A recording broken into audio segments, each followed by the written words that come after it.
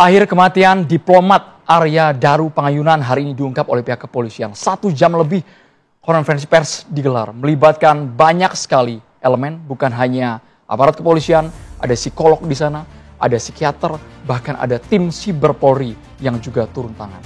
103 barang bukti, 24 saksi, semuanya dikumpulkan dan akhirnya muncullah sebuah kesimpulan. Ini sebuah ilustrasi saja, tas ini dalam potongan CCTV yang diputar tadi merupakan tas yang sempat ditinggalkan almarhum di rooftop Kementerian Luar Negeri. Isinya ada MacBook, kemudian ada rekam medis dari almarhum, karena berdasarkan konferensi pers ternyata Arya Daru pernah mengakses layanan kesehatan mental. Selain itu ada paperback ini karena di sore harinya pada tanggal tersebut sekitar 20 hari lalu Arya Daru belanja pakaian dan juga dasi. Artinya ia betul-betul sudah mempersiapkan diri, harusnya di bulan Juli ini berangkat ke Finlandia untuk tugas sebagai seorang diplomat. Tapi nyatanya kepolisian tadi menyimpulkan bahwa sesungguhnya tidak ada sama sekali pihak lain yang terlibat dalam kematian seorang diplomat yang masih berusia 39 tahun. Bahasanya tidak begitu gamblang. Kami yakin warganet, pemirsa pasti masih kaget dan bertanya, kenapa tidak disebutkan apakah ada unsur pidana atau ini merupakan murni bunuh diri? Yang menjawab bukan saya tentunya, tapi para ahli yang kami hadirkan di Catatan Demokrasi malam hari ini. Saksikan cuplikan berikut ini, pemirsa.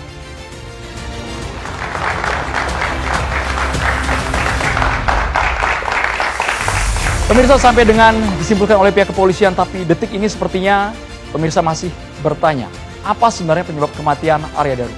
Tadi bahasanya sudah jelas, tidak ada unsur tindak pidana, kemudian tidak ada pihak lain yang terlibat.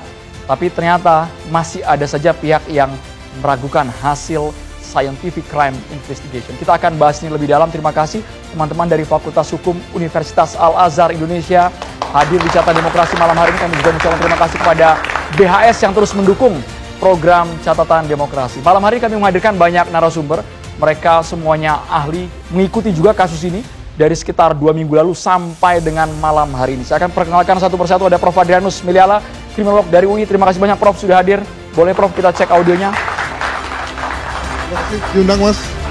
Apakah prediksi, ekspektasi Prof dari awal sampai dengan tadi sore betul-betul terbukti? Nanti dijawab ya Prof ya. Nanti kita simpan dulu.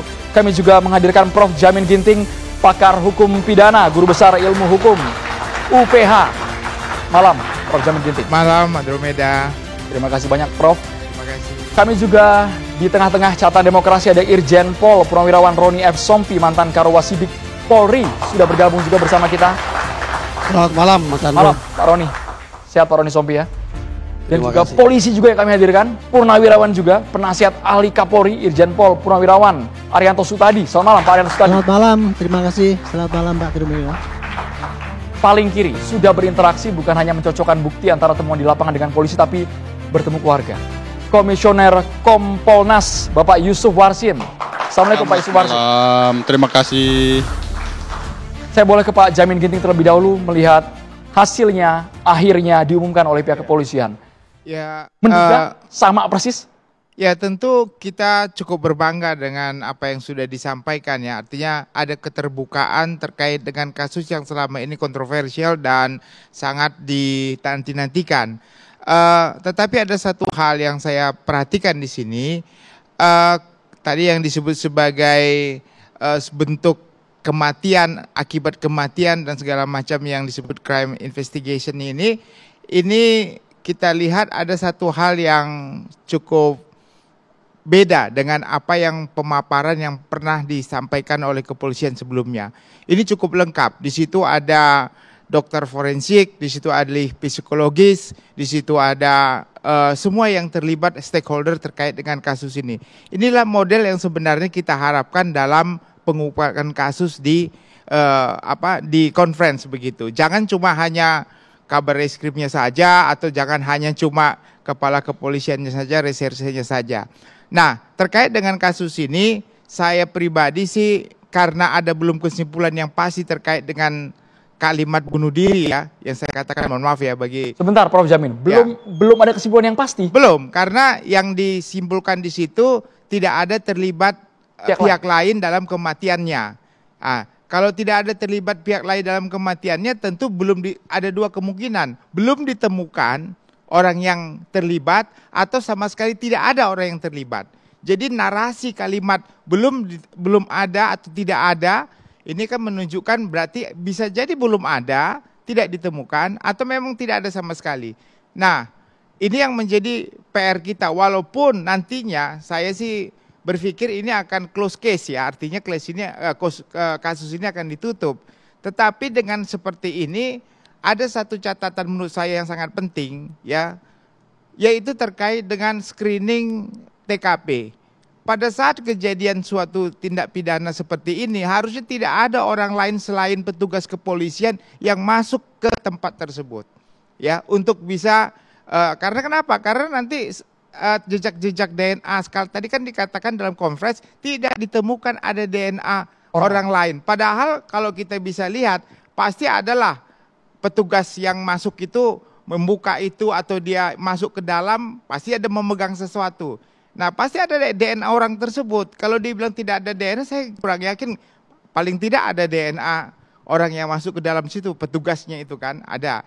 Nah jadi ini satu hal yang perlu kita cermati ya, penduduk terutama ya masyarakat. Kalau ada kejadian seperti ini, jangan mengacak-acak barang bukti atau tempat kejadian. Karena sekali saja diacak akan mengaburkan kasus investigasi yang lebih valid. Nah akhirnya sekarang kita ketahui dari pengumuman itu tidak ditemukan ada DNA orang lain selain daripada korban menurut dari hasil investigasi. Tapi kan polisi punya kalkulasi, punya cara tersendiri secara saintifik, ilmiah sehingga hasilnya bisa keluar, Prof. Ya, scientific investigation itu ada, tapi menurut saya ya, kalau scientific investigation itu valid kalau semua alat bukti yang ada pada situ belum berubah. Belum ada masalah ya. Tapi kalau sudah ada masalah, sudah ada diacak-acak sama orang lain, itu bisa menjadi kabur begitu. Kita boleh ke Pak Yusuf Warsi mungkin yang sempat ke TKP juga. Apakah betul ada perubahan yang membuat sedikit bias meskipun sudah disimpulkan oleh polisi? Baik, terima kasih. Pertama kita ucapkan terima kasih kepada penyidik Direktorat Reserse Kriminal Umum Polda Metro Jaya yang pada hari ini telah menyampaikan secara lebar dan luas fakta-fakta yang disampaikan dan kemudian kesimpulan yang telah disampaikan. Nah, meskipun tidak tertutup ada catatan-catatan. Nah, ya itulah ilmiah itu ketika masih tertantang, ada pihak yang tertantang untuk menguji kevalidan. Nah, itu ilmiah gitu. Nah, hanya yang menjadi perhatian Kompolnas di dalam penyelidikan meninggalnya diplomat kita ini pada tanggal 8 Juli yang ditemukan itu, ini mirip-mirip kenapa harus 8 Juli gitu kan. Jadi saya teringat yang lain ini jadi 8 Juli. Nah, pertama, bagaimana prosedur Kompolnas kan sebagai pengawas memastikan itu. Kami lihat pada tanggal Selasa yang lalu, tanggal 22 Juli, cukup lengkap kami lihat dan TKP-nya juga kita lihat, bahwa proses penyelidikan yang telah dilakukan oleh penyelidik itu on the track. Fakta-fakta, informasi dan bukti-bukti cukup luas telah dikumpulkan, termasuk saksi-saksi yang dimintain klarifikasi. Secara garis besar klasternya ada 3, hanya plus yang hadir itu luar murni adalah supertaksi kan. Tapi klaster yang besar itu kan lingkungan di rumah kos, klaster keluarga dan klaster tempat bekerja. Itu sudah sangat luas. Berita acara klarifikasinya, fakta-fakta informasi itu sudah sangat luas.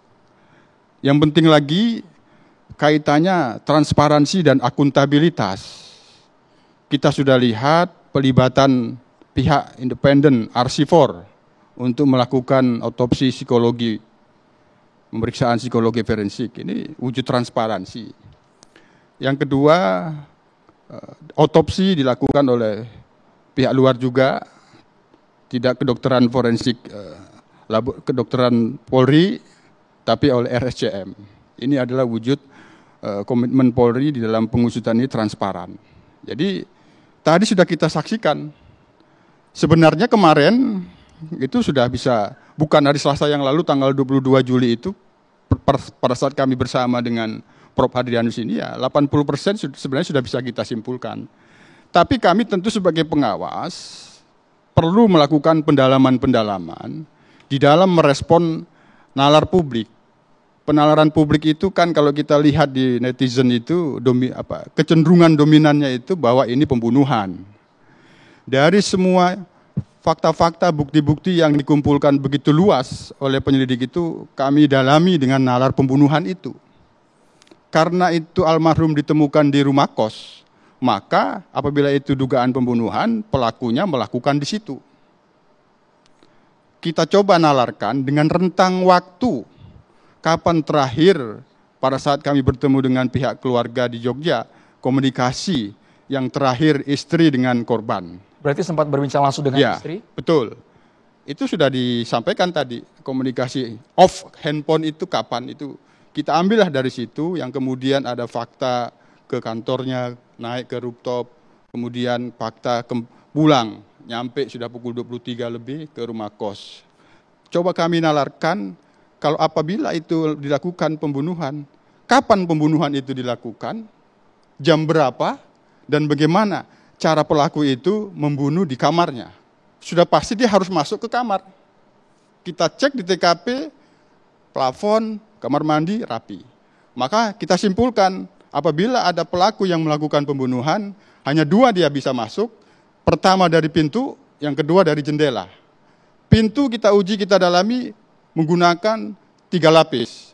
Yang paling sulit adalah menduplikasi kunci elektronik. Maka apabila itu ada pelaku, maka dia harus mengatasi itu dulu. Sebelum ke kos, di rooftop. Tadi penjelasan polisi 1 jam lebih di rooftop. Betul, betul.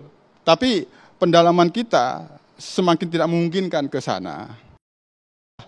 Dia mendapatkan analisis digital forensiknya tidak mendapatkan satu fakta, ada fakta ancaman. Nah, maka fokus kami di TKP. Mengapa? Karena penyelidik 3 kali dia melakukan olah TKP, sesungguhnya dia ingin berusaha mendapatkan fakta ini pembunuhan atau bukan. Dan bagaimana pembunuhan itu dilakukan? Yang tadi itu, selesai pintu, tidak mungkin. Jendela. Jendela karena kita lihat terekam asli bisa dibuka. Kami simpulkan yang bisa dibuka. Kami simpulkan yang bisa membuka jendela ini orang yang sudah mengerti jendelanya dan posisi kunci jendela itu. Penjaga kos itu kan karena dia sudah paham.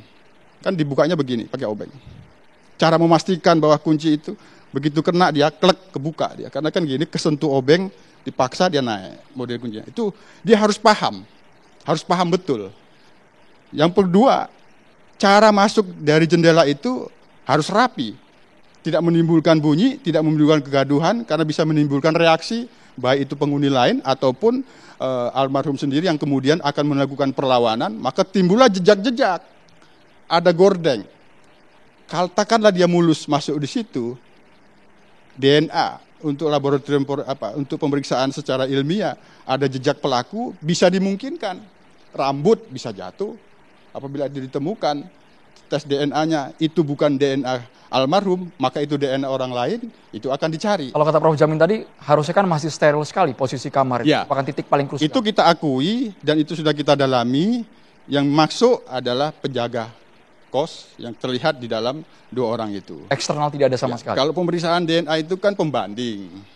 Pemeriksaan DNA pembanding itu pasti almarhum paling utama. Ketika ada yang berbeda, pasti itu orang lain. Pak Yusuf, Warsim, satu hal yang kami nantikan, yang publik ingin tahu adalah penjelasan pihak keluarga. Karena istrinya tidak ada komentar sama sekali.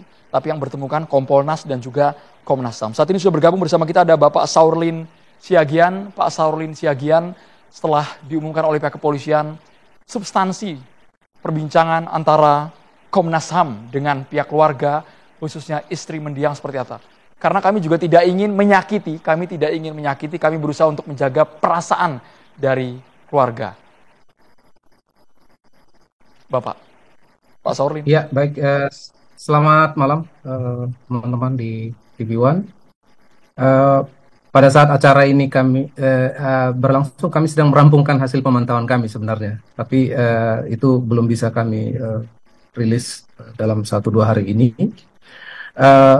Tentu perspektif HAM itu berbeda ya pendekatannya, sehingga kami memiliki sedikit kelonggaran untuk melihat masalah ini. Dan tentu yang paling pertama dan utama yang perlu kami sampaikan adalah kita menyampaikan keprihatinan dan duka yang mendalam atas peristiwa meninggalnya diplomat ini yang terjadi di Jakarta diperkirakan tanggal 8. Dan Komnas HAM turut menyampaikan duka cita kepada keluarga almarhum dan masyarakat diplomatik Indonesia yang kehilangan sosok muda yang berdedikasi ini.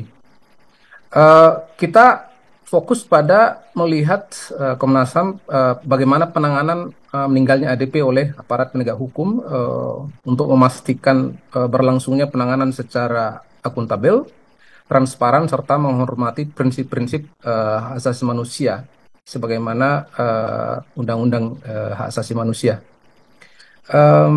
Penanganan terkait orang yang meninggal yang dicurigai banyak pihak itu sudah ada juga dalam protokol Minnesota ya, tentang Investigations of Potentially Unlawful Death namanya tahun 2016. Jadi kita juga merujuk pada protokol itu. Dan pertama tentu kita menghormati apa yang sudah disampaikan kepolisian tadi. Artinya polisi cukup cepat setelah 22 hari sudah merampungkan hasil penyelidikannya, dan terima kasih dengan statement kepolisian yang menyampaikan bahwa yang disampaikan adalah narasi atau kesimpulan menunjukkan tidak adanya keterlibatan pihak lain dalam meninggalnya ADP. Seperti yang disampaikan narasumber yang tadi juga, saya kira itu narasi yang cukup baik ya untuk publik karena tidak menyebut bahasa yang vulgar dan sensasional. Kami sudah melakukan tinjauan lokasi juga, ditemani juga oleh pihak kepolisian. Kami meminta keterangan dengan 12 saksi dari berbagai tempat, termasuk di Kementerian Luar Negeri, dan kemudian juga kami mendapat kesempatan untuk mendengarkan 1 hari sebelumnya dari konferensi pers kepolisian tadi. Kemarin kita diberi kesempatan untuk mendengarkan presentasi dari RSCM, dari Apsifor, dan tentu juga dari Polda Metro Jaya.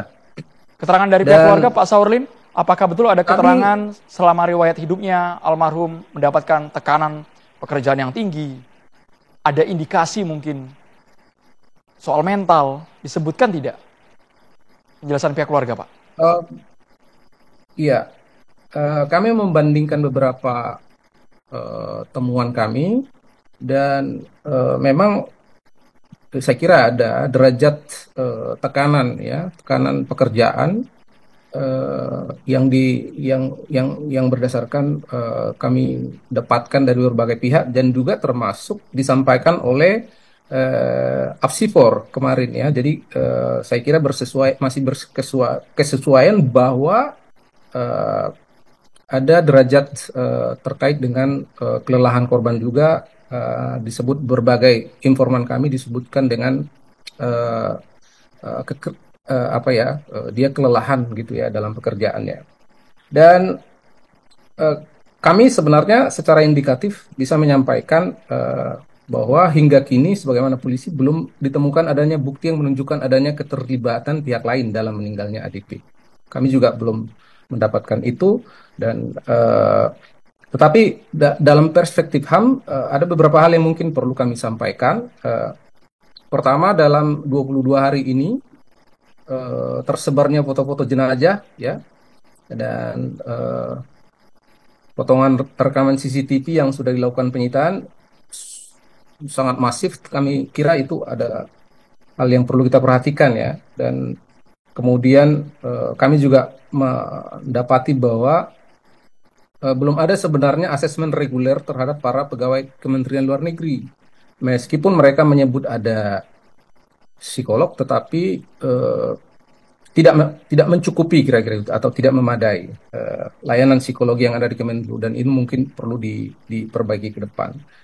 Dan kemudian pihak keluarga juga berharap ada komunikasi resmi terkait penanganan korban yang mereka keluhkan tidak mereka dapat secara resmi hingga kami mewawancarai mereka tanggal 23 Juli yang lalu. Jadi itu saya kira beberapa hal, dan dengan perspektif HAM yang kami miliki, kami berpikir bahwa memang publik ya, utamanya media massa dan masyarakat perlu menghormati privasi keluarga juga, hak almarhum, dan dengan tidak menyebarkan informasi yang belum terverifikasi dan menghindari penggunaan kata dan kalimat yang merendahkan martabat ya. Baik, Pak Serta Sofirin. menghentikan penyebaran foto atau video vulgar yang terkait meninggalnya almarhum. Baik, Pak Roni Sopi, Pak Rianto harus komentar juga apakah wajar hal yang lumrah ketika polisi tidak menyebutkan ini pembunuhan atau ini bunuh diri, tapi menggunakan kalimat tidak ada keterlibatan pihak lain. Pak Roni Sopi harus menanggapi sesaat lagi. Kita harus jeda di catatan demokrasi pemirsa.